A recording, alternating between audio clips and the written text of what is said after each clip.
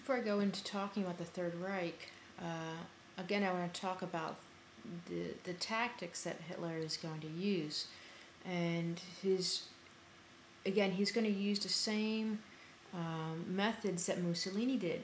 And part of that is having the whole look of how these organizations are run.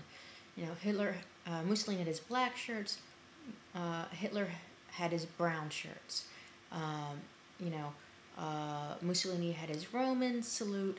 Hitler is going to have that Heil Hitler, raising of the arm salute.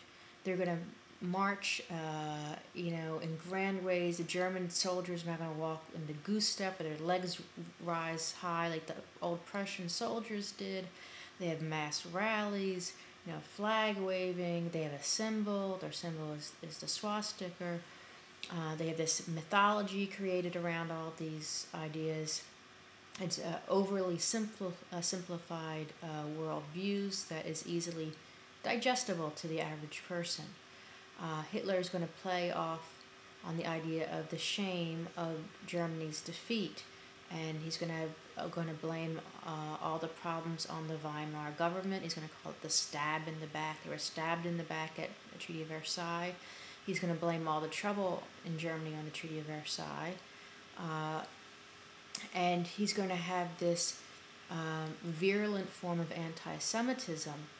And part of it becomes digestible to people because he creates this view that became very popular, that he connects Judaism with Bolshevism. That if you are a communist, you must be a Jew. And all Jews are communists, and these are the ideas that he's going to combine, and they call that today this view of Judeo-Bolshevism or something that's Judeo-communism. And of course, this is ridiculous. Although there were Jews who happened to be communists, but the majority happened to be from Catholic and Protestant families all over Europe as well. And to be a communist is to reject religion. So it wasn't for those who were adherents to any religion in any kind of strong fashion, because that's anti the beliefs of communists, because communists believe you should remove all religion. So there's a widespread fear in Western Europe of communism, of Bolshevism, in Russia. This red fear I've been discussing over and over again. The corporations fear it, the wealthy fear it, and they see this as a threat to power. They see this as a threat to their way of life, etc.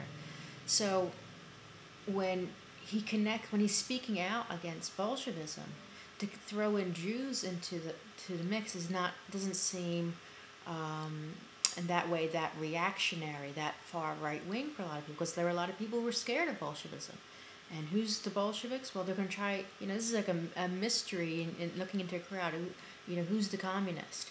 And just like the communist witch hunts that happened in the 50s in the United States, how do you deny being a communist if someone accuses you of being a communist? And this is what is thrown at the Jewish people of Germany. And the Jews of Germany were not a large population.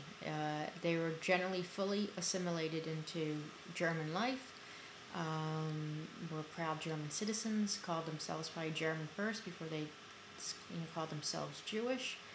They were middle class, and many were professionals, doctors and lawyers. But these were middle class professions. This is not the upper class, those associated with the former monarchy and such. And they became a target of people like Hitler. And it became palatable for a lot of people to find a scapegoat during the Depression, and they became that scapegoat. But that's maybe the general level of why people might be against Jews. If you kind of look at the United States post 9/11, there'd probably be the same kind of sentiment that many people would express against Muslims in America. Every Muslim that people would see in a shop or something, or a woman wearing a headscarf, was maybe she's a terrorist or something like this. You can see how people make this mental leap that if we were once attacked by a Muslim, then they all must be out to get us. Well, this is the same kind of mental leap that happened in Germany. Jews might be considered different in some way, and they might be in the public limelight in some way in Germany, and they became associated as a target, something that associated where people in their fears could be played off against them. Hitler's version of anti-Semitism, though, was much stronger than the average citizen, and to an extreme degree, really, because it's Hitler's view that they should be destroyed, that he has this racial ideology that they were subhumans, that they were not humans. If you had any kind of Jewish blood, you were like corrupted, that it was like an illness, a virus, and these are some of the things that he's going to discuss. That Jews are vermin, it's a virus, and they're out to steal your women and etc.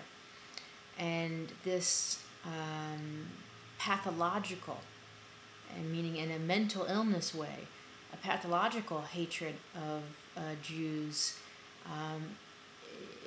was not the widespread view in Germany.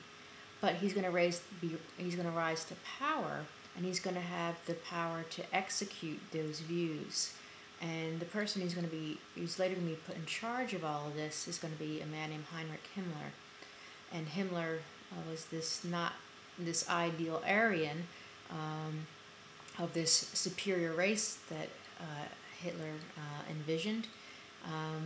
Like himself, he was short, and Himmler wore glasses and was kind of pudgy, and worshipped, however, that same view that Hitler worshipped of this strong, strapping, young, blonde male.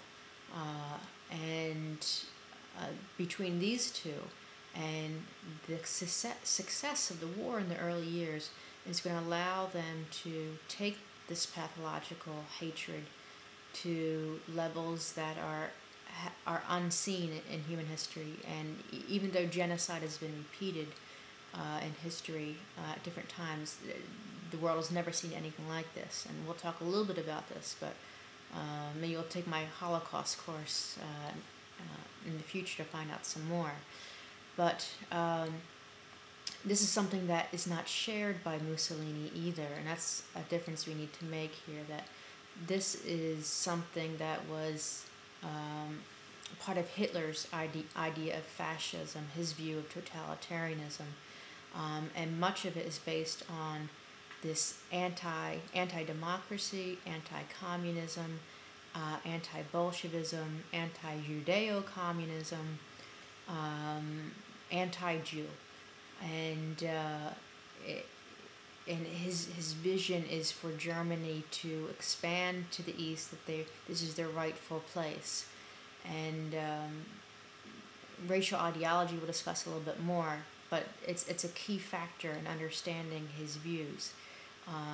And we now know today, with modern genetics, that there's no such thing as race. This is an idea we need to throw out into the dustbin of history, but it still hasn't seemed to happen. We use it in America in discussions all the time, the race of this candidate, or race of this, or these people, etc. But race does not exist. It's a biological myth, and it's been shown through genetics that we are one species, and there is no divisions such as race that some people would like to use. It's a social construction that people use to categorize others. It doesn't mean that there's not cultural differences among people, but many of those cultural differences are based on the social norms of a particular society, not upon anything to do with biological necessity or such.